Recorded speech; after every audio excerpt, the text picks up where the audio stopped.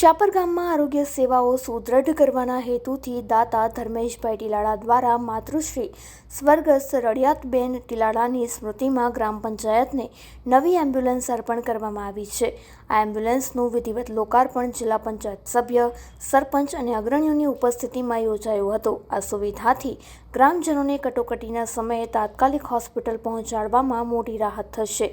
ગ્રામજનોએ દાતાશ્રીની આ લોકસેવાકીય પહેલને બિરદાવી આભાર વ્યક્ત કર્યો હતો। નમસ્કાર મિત્રો, હું સાપર ગામ સરપંચ જયેશ કાકડિયા।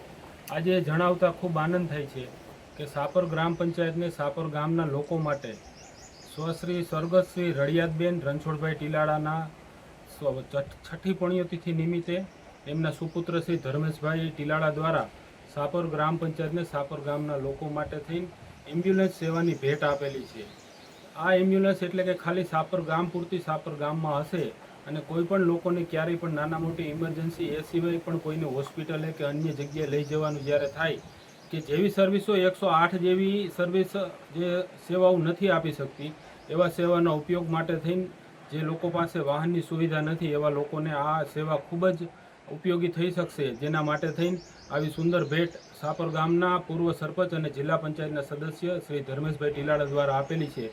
જેના વતી હું સાપર ગામ વતી સરપંચ વતી ધર્મેશભાઈ ટીલાળા અને એમના પરિવારનો ખૂબ ખૂબ આભાર વ્યક્ત કરું છું।